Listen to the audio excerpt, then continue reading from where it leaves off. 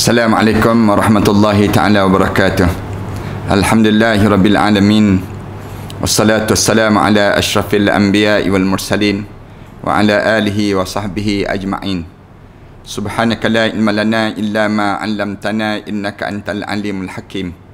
Rabbi shrah li sadri wa yassir li amri wa hlul 'uqdatam min lisani yafqahu qawli. Rabbi yassir wa la tu'assir wa tammim bil khair, amma ba'd. Sahabat-sahabat, para penonton yang setia menunggu saat yang sebegini, pertamanya marilah sama-sama kita mengaturkan rasa syukur yang tak terhingga kepada Allah di atas nikmat dan peluang kita masih lagi diberi oleh Allah. Dalam hidup kita ini, kita mempelajari saat-saat di mana kita akan dipanggil menghadap di hadapan Allah Subhanahu Wa Taala.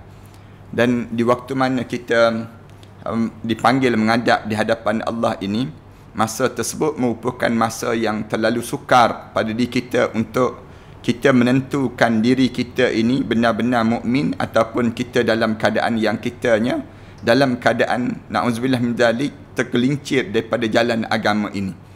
Lalu kita sentiasa sebut dalam hidup kita ini masa yang terbaik untuk kita jaga pada diri kita ataupun masa yang paling penting dalam hidup kita untuk kita sentiasa jaga pada kita ialah masa inilah. Masa di mana saat mana roh kita mula keluar daripada jasad kita.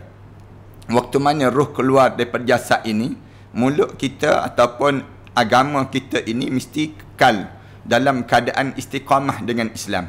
Sebab ramai di kalangan kita bila kena saat-saat sebegini, nyawa nak keluar daripada tubuh badannya ataupun roh nak keluar daripada jasad dia, maka dia tak mampu untuk nak mempertahankan agama pada diri dia kerana goncangan itu terlampau amat dahsyat dan menjadi terlampau sukar di saat mana sakarat.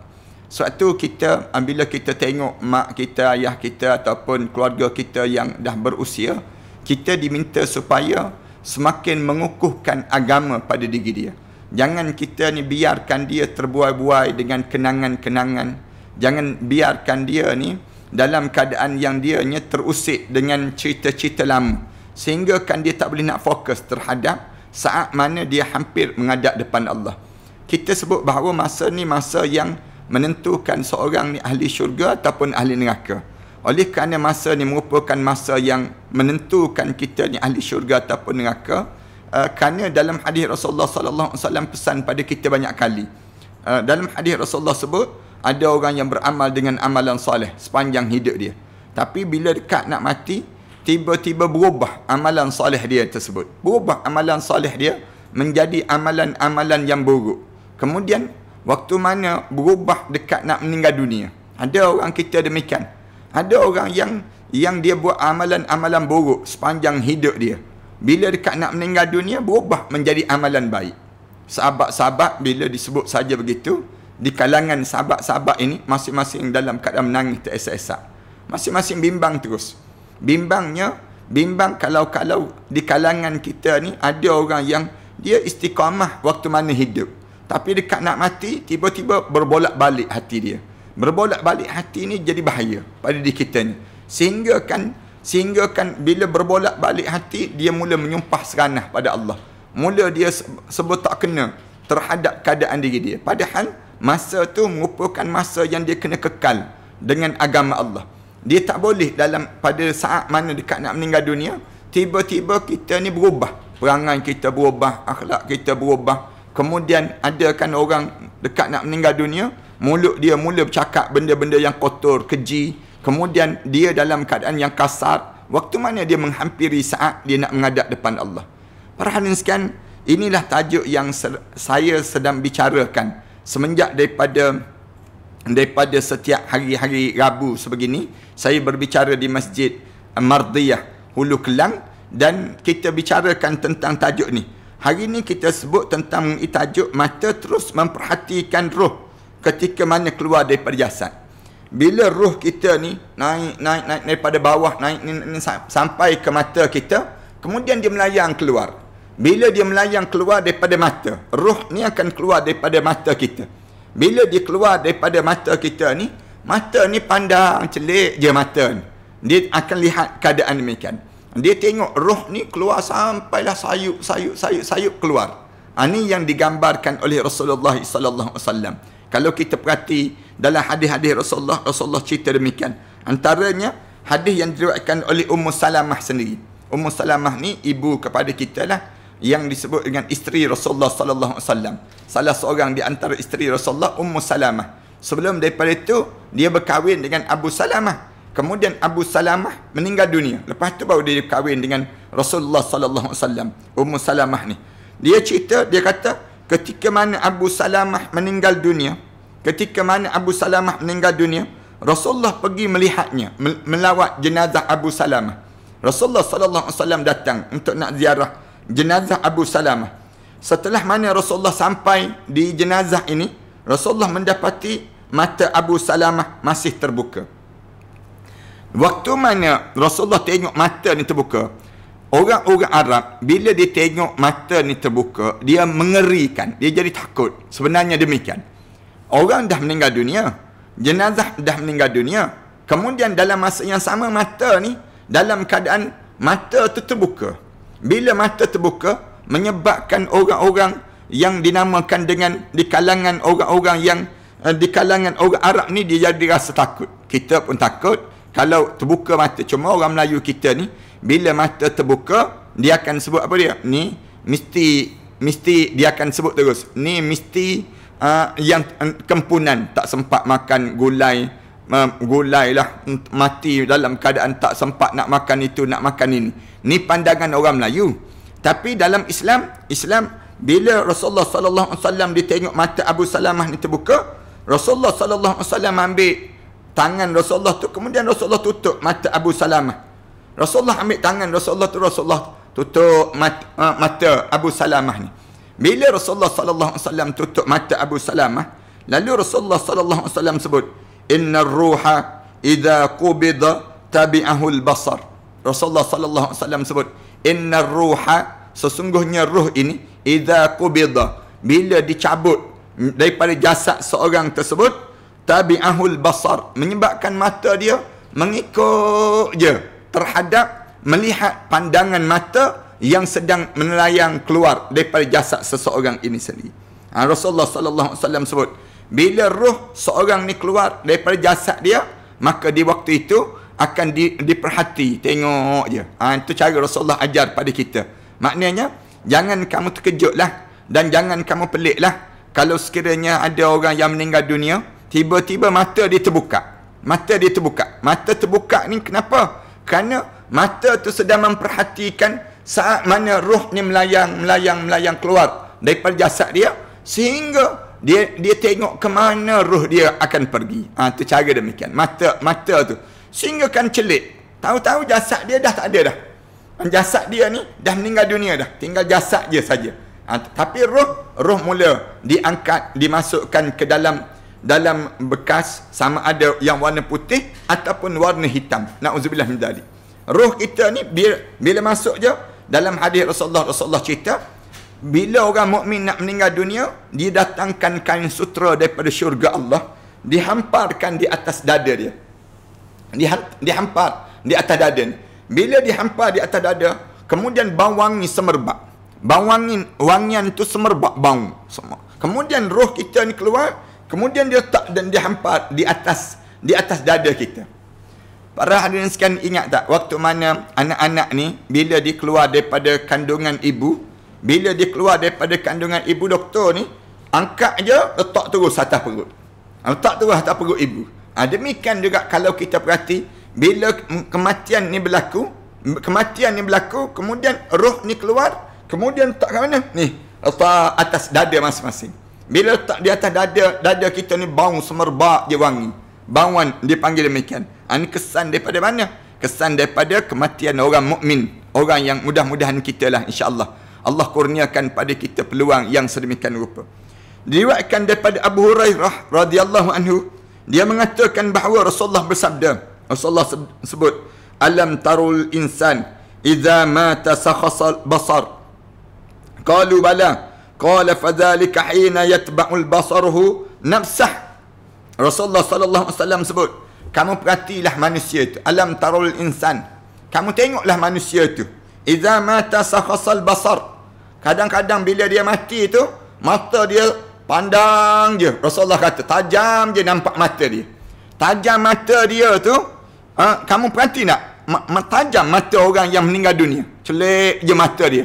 Dia tengok je. Rasulullah sebut demikian. Iza sakhasal basaruh. Rasulullah kata mata dia tu dalam keadaan yang celik sebegitu. Rasulullah sallallahu alaihi wasallam sebut. Qalu bala. Sahabat-sahabat jawab, ya Rasulullah. Ya Rasulullah.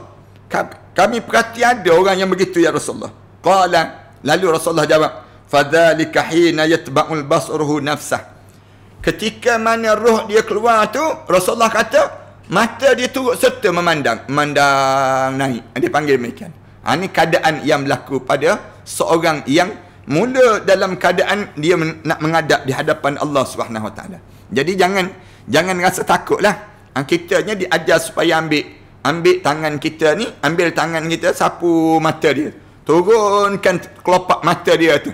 Kalau sekiranya kita tutup, dia terbuka, tutup, terbuka, jangan cepat nak lagi. Jangan. Tapi nak buat macam mana? Bila kita tutup, dia terbuka tu, ambil minyak zaitun. Sapu di atas kelopak mata ni, sapu supaya dia tutup dengan cara yang sedemikian rupa. Ini cara pada diri kitanya. Bila menghadap depan Allah.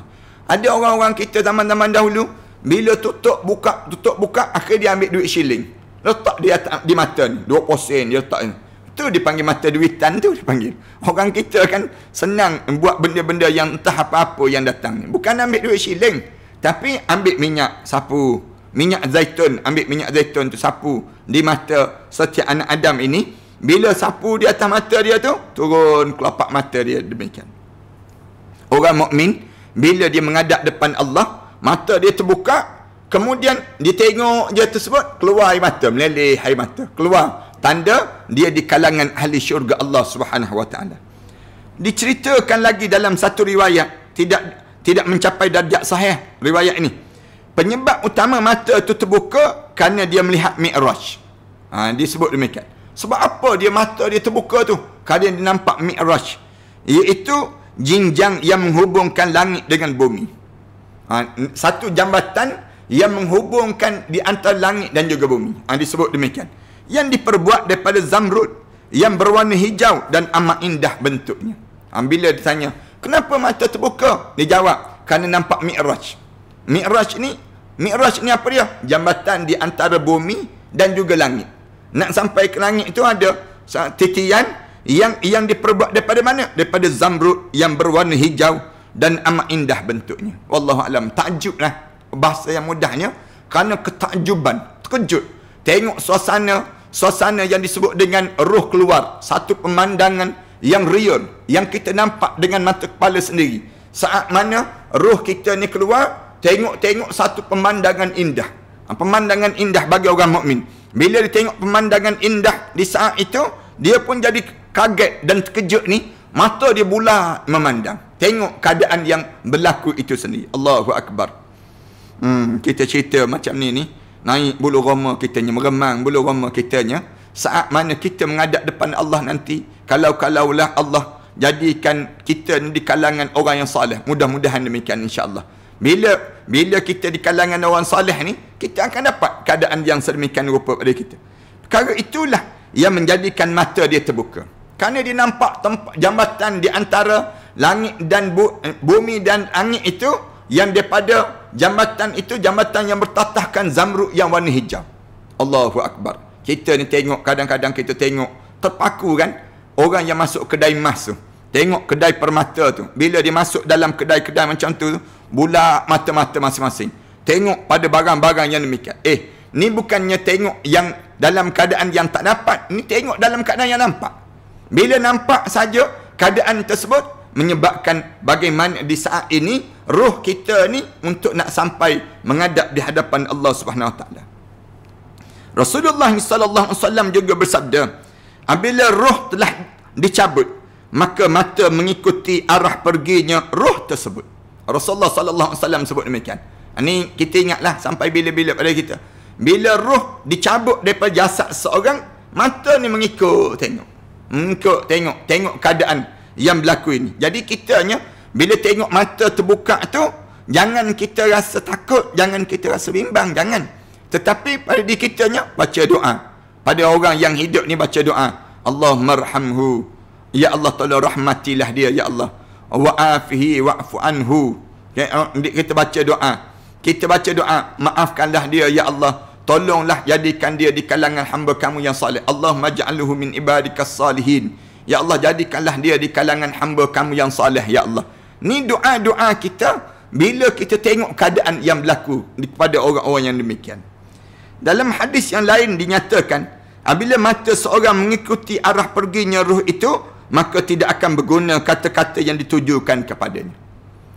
Dalam satu riwayat yang lain disebutnya, kalaulah sekiranya saat mana kamu tengok mata dia terbeliak, pandang je keadaan demikian, maka di waktu tersebut kamu bercakap dengan dia tak ada manfaat dah. Tak ada manfaat dah. Kamu bercakap dengan orang yang sedang dalam keadaan mata dia mengikuti arah perginya ruh. Kerana dia telah meninggal dunia dah. Walaupun mata dia celik, walaupun mata dia nampak terbuka, sebenarnya dia dah tak ada dah. Ruh dia dah keluar dah daripada jasad dia untuk menghadap di hadapan Allah Subhanahu Wa Taala. Ingat ya, di kalangan keluarga kita akan berada keadaan yang sedemikian rupa itu. Kemudian ruh dan jiwa adalah dua perkataan yang mempunyai makna yang sama. Keterangan mengenai perkara tersebut akan dijelaskan kemudian. Orang tanya, ruh tu apa dia ustaz? Senang ceritanya, nyawa kita dah keluar. Bila nyawa kita keluar, benda yang sama je dia panggil. Bila nyawa dah keluar dah, kejap lagi kering dah darah. Tak ada dah darah dalam badan kita, tak ada dah air-air yang keluar daripada jasad kita, tak ada dah. Di waktu itu jasad kita dah tak bernilai. Saat mana kita menghadap depan Allah, cantik macam mana pun, handsome macam mana pun, sado macam mana pun, jasad dah tak bernilai saat mana menghadap di hadapan Allah. Kerana dia akan dimamah oleh perut bumi. Sebentar lagi bila masuk saja dalam kubur, maka kamu tak payah bangga dah dengan badan kamu yang bagaimanapun kehidupan kamu di dunia. Yang kamu kena berbangga ialah dengan amalan yang kamu buat di atas dunia ini sendiri. Pelik kan orang kita kan, sibuk jaga badan tapi tak sibuk jaga amalan. Orang kita sibuk ni nak cari alat kosmetik, nak cantikkan muka dia tu, merah, biru, kuning, hijau, macam lampu traffic light dia panggil demikian. Tubuh badan dia ni beria dia nak jaga muka dia ni, nak suruh orang tengok cantik. Kadang-kadang hidup dengan alat kosmetik ya, tebal tubuh badan dia dengan alat kosmetik. Padahal yang Allah pandang bukan bukan kecantikan dia, kan Allah yang buat pada dia. Yang Allah pandang ialah amalan dia dan juga hati dia, bersih tak bersih dalam kehidupan kita. Tak cerdiklah kita kalau kita habiskan masa kita berjam-jam depan cermin hanya semata-mata nak jaga yang disebut dengan tai lalat sebiji, ataupun nak jaga jerawat yang tumbuh. Hanya semata-mata bimbang kita pada diri kita ni orang pandang hodoh dan sebagainya. Tapi kita tak takut dengan pandangan Allah pada diri kita. Pandangan Allah, Allah pandang pada amalan. Allah tak pandang pada jasad kita. Allah tak pandang pun pada luaran kita. Innallaha la yanzuru ila suwarikum wala ajsamikum. Allah tak pandang luaran kamu macam mana. Allah tak pandang dalaman kamu macam mana. Allah tak pandang jasad kamu cantik kamu macam mana. Tak. Walakin yanzuru ila qulubikum wa a'malikum. Tapi yang Allah pandang ialah hati kamu dan amalan-amalan kamu itu sendiri. Diriwayatkan daripada Jabir. Kemudian lepas pada sebut, bila orang dah meninggal dunia, hendaklah kita mempercantikkan kapan orang yang meninggal dunia. Kerana mereka bila mereka meninggal dunia, mereka akan saling menziarahi di antara satu sama lain. Ini dia akan tajuk yang seterusnya. Nak sebutnya, cantikkan kain kapan dia. Kemaskan ikatan kain kapan. Bila orang tu dah meninggal dunia, benda apa yang kena buat? Kemaskan. Biar nampak elok saja. Kerana kejap lagi, dia akan menziarahi. Roh ni akan menziarahi dan masing-masing akan mempertontonkan kain kapan yang mereka dipakaikan itu. Jangan sembarangan. Bila kita ni nak kapan jenazah ni, jangan kapan selekeh, jangan malu dia. Bila dia masuk dalam kubur nanti dia malu. Malu apa dia? Bila orang tengok, siapa pakaikan untuk diri kamu macam ni? Kenapa kamu pakai macam ni? Jangan. Dan kitanya, bila kita nak kebumikan jenazah seorang, kemaskan kain kapan dia, cantikkan kain kapan dia, elokkan Tak perlulah nak letak render-render pula. Cuma nak sebutnya, bila kita kemas tu, biar nampak kemas, cantik je susunan lapisan tu. Biar dia berbangga. Dalam kubur kejap lagi, dia akan saling menziarahi di antara mereka yang telah meninggal dunia. Ziarah menziarahi ini berlaku. Bila masuk dalam kubur, kita berjumpa dengan arwah ayah, berjumpa dengan arwah datuk nenek moyang kita, berjumpa balik kalau sekiranya semua berada di Illiyin. Dengan syarat semua di Illiyin lah. Tapi kalau na'udzubillah min dzalik, bila masuk dalam kubur, tiba-tiba kubur kita menjadi kawah pada kawah neraka. Jangan harap jumpa. Yang sebutkan ku tunggu di pintu syurga tu mengarut je dia panggil. Jangan kita ingat bila yang sebutkan ku tunggu di pintu syurga, tiba-tiba semayam pun tidak, tutup aurat pun tidak. Jangan harap. Tak berjumpanya. Masuk dalam kubur je, pisah terus, jalan beza terus. Sama ada dia kata berjumpa juga dalam neraka ustaz, tak berjumpa. Dalam neraka pun tak berjumpa. Dalam keadaan sengsara lagi tak berjumpa. Bila kita ni tak jaga amalan. Sebab tu kita ni diajar supaya sebut pada anak keluarga kita, kalau nak suruh berjumpa balik di akhirat nanti, jaga amalan dalam hidup kita di dunia ni. Bila masuk dalam kubur nanti, kita tengok amalan kita ni macam mana. Kalau amalan kita ni amalan soleh, kita ni saling berjumpa di antara satu sama lain. Masing-masing saling bertanya khabar. Untuk masing-masing nak tahu macam mana keadaan orang hidup atas dunia. Dia akan sibuk tanya, isteri saya dah kahwin ke belum dengan orang lain. Masing-masing tanya, anak saya macam mana. Kemudian isteri pula tanya, suami saya dahulu macam mana, dia dah kahwin dengan orang lain ke belum. Dia akan sibuk tanya. Tapi tidaklah dia kata, oh dah kahwin dah, saya nak jadi hantu raya lah, nak pergi kacau dia. Tak berlaku dah demikian. Dia tak akan jadi demikian. Bila orang yang dah hidup ni, tiba-tiba orang dah meninggal dunia ni, dia tahu orang yang hidup ni terus berumah tangga dan terus menjalankan kehidupan di atas dunia, buat amalan, dipanggil. Buat amalan ni, maka orang dalam kubur ni rasa bangga. Alhamdulillah, aku meninggalkan zuriat yang baik. Aku tinggalkan keturunan yang hebat. Aku jadikan keluarga aku keluarga yang terbaik dan sebagainya. Ini punca daripada mana? Punca daripada kita jaga, saling kemas, dipanggil matlamat dalam hidup. Jangan kita hidup atas dunia ni dalam keadaan tak tahu nak tuju ke mana, nak buat apa dia. Jangan. Biar hidup kita ni berjelas. Dia panggil demikian.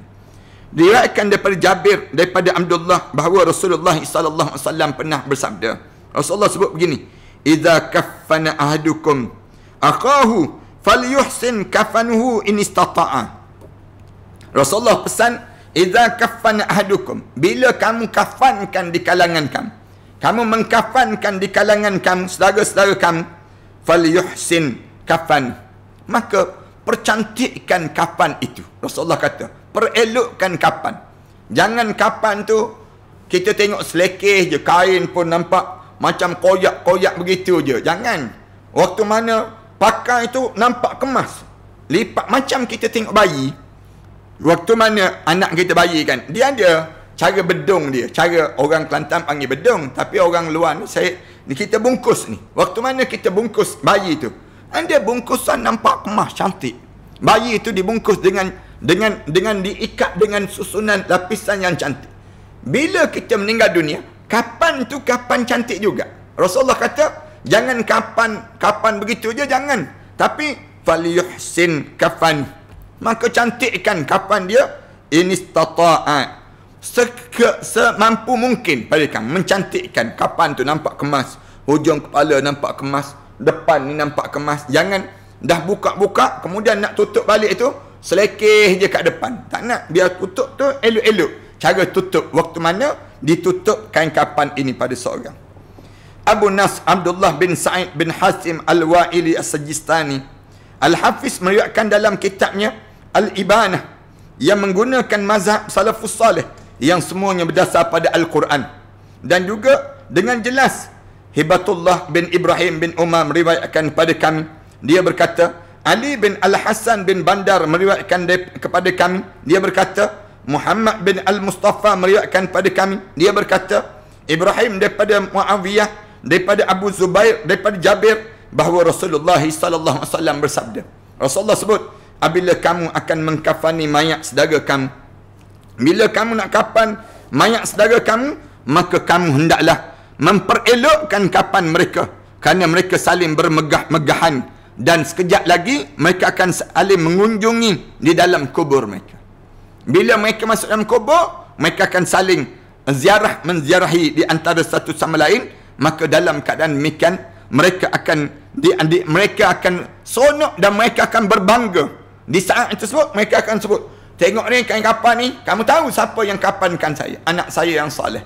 Kamu tengok ni jasad saya ni, kamu tengok ni. Semuanya berbangga dengan amalan di kalangan masing-masing.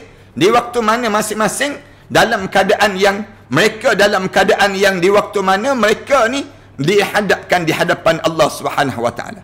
Bila dihadapkan di hadapan Allah Subhanahu wa taala, keadaan ini berlaku, dan keadaan yang sebeginilah akan berlaku di kalangan di saat mana berada di alam barzah ini sendiri. Ibnu Al-Mubarak berkata, aku amat suka mengkafani mayat dengan pakaian yang dipakai untuknya solat. Kalau aku diberi peluang untuk nak kapan jenazah yang macam mana? Kapan jenazah yang dia pakaikan pakaian yang dia buat solat tu. Yang dia buat solat tu aku pakaikan waktu mana dia nak menghadap di hadapan Allah Subhanahu Wa Taala. Kita ni cari kain putih lah, tutup dengan kain putih yang elok, ataupun setengah orang dia ambil kain ihram, dia balut dengan kain ihram. Saya lebih suka kalau dikapankan dengan kain ihram yang dia buat haji, kain ihram yang dipakaikan waktu mana dia melaksanakan ibadah umrah dan sebagainya, dipakaikan pada diri dia dengan kain yang sedemikian rupa tersebut. Terima kasih sekali lagi. Aku qauli hadza astaghfirullah li wa lakum. Wassalamualaikum warahmatullahi taala wabarakatuh.